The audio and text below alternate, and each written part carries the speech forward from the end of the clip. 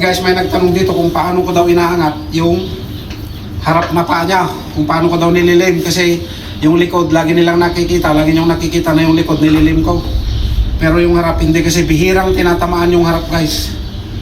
Na paa ng baka. Maliban lang kung may putrat o ano. Pero bihira yung magka-damage yung paa niya sa harap. Kasi yung harap, kumbaga nakikita niya yung dinadaanan niya sa paglakad. Pero yung likod, hindi. Kaya yung harap, kaya niyang ilihis yung dinadaanan niya. Pero yung likod, minsan, hindi niya nakita. Kaya kadalasan, yung likod ang nalilim. At saka yun, pagka pupersahan sila dun sa yard, ayun, nagtutulakan sila. Siyempre, yung likod yung persado. Kasi yun yung umaano, sumusuporta sa katawan niya ng mabigat. Gumaganon siya yung likod. Kaya yun ang lagi nadadamage. Pero anyway, ganito yung pag-angat guys ng paa niya sa harap. Yung nagtatanong ngayon, ganito, inaano ko to, ilalagay kong ganyan. Medyo mahirap tong harap guys. Kailangan mo talagang, tingnan nyo, kahirap. Lalo na pag pumapalag siya, kailangan mo talagang buhatin yung paa niya ganyan. Ganyan o. Tapos pagka tali ng ganyan. Yan, ganito guys yung pag-ano ko ng harap na paa. Yan. May 4 tayong pasyente ngayon, 4. Kaya ito titingnan natin. Yun, nandun pa, may 3 pa dun. Yan, 3 yung pasyente pa natin dyan, pero 4 silang lahat. Ganito ko nililim yung harap. Ayan, tanong nyo siguro paano natin nalaman na yung harap yung rib. Ayan, kasi pag naglalakad siya guys, doon sa paddock, nakikita na namin na pipilay-pilay siya. Tingnan natin. Minsan kasi bato lang, ganyan.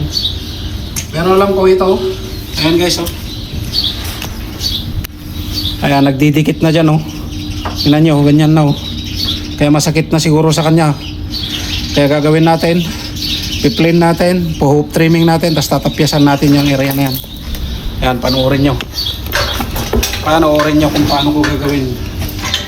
Ayan.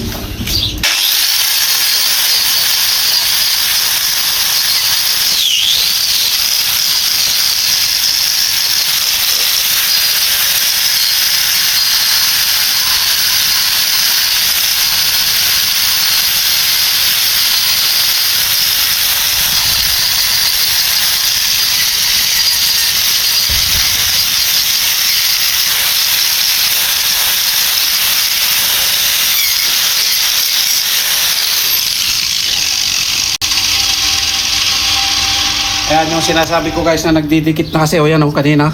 Ayan o, tumatama doon. Ngayon wala na. Hindi na tumatama yung dito dyan guys o. Kasi natapyas na natin. But anyway, lilinisan pa natin yan. I-hoop trim pa natin yan. Para malinisan natin konti yung ugat na, yung ano na yan. Yung parte ng hoop niya na yan. Ayan.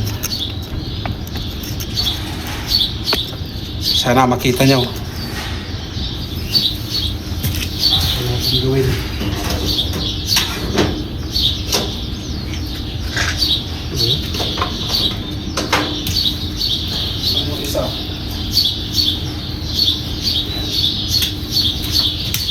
Ito yung hook knife, napakatalim nito. Ganyan lang oh. Paano linisin? Ayan. Ay layo ko na lang guys, baka bawal pala. Pero at least nakita nyo, sampol. Pero at least nakita nyo kung paano ko sinampulan. Ayan. Linisin natin tong parting to, saka natin isprayan.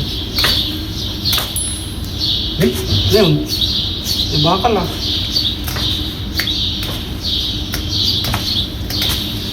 Masakit din kasi sa kanya to. Siyempre, tumatama yung kabilaan.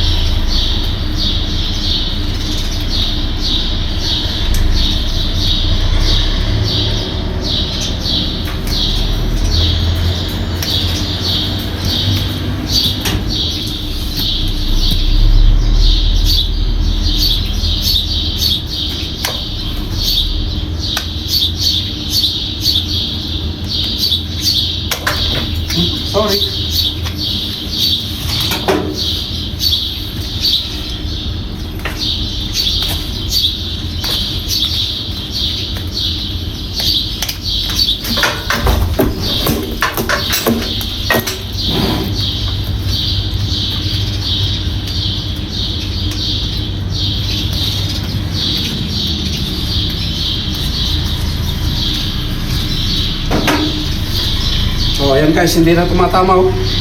Ayos na. Sprayan ko na lang. Tapos. Yan, sprayan ko na lang ito. Tetrabet. Pang protection niya sa sugat niya. Wala naman siyang sugat guys. Kaso nga lang, protection lang against bacteria. Ayan. Okay na. Tapos, hindi na masakit sa kanya yan. Tingnan nyo yan, pagkalakad, magaling na yan. Parang sobrang galing na.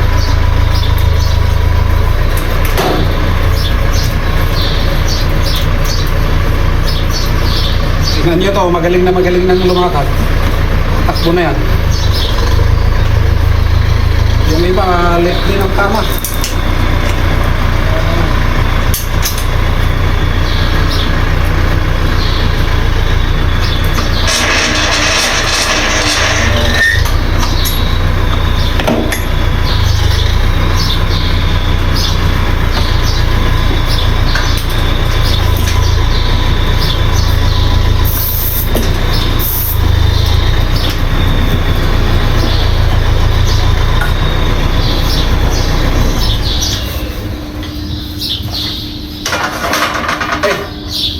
Hey! Shh. Hey! Come on, go!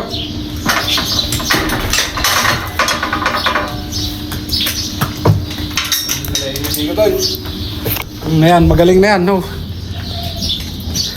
Tingnan nyo naman, no? Parang hindi na pilay.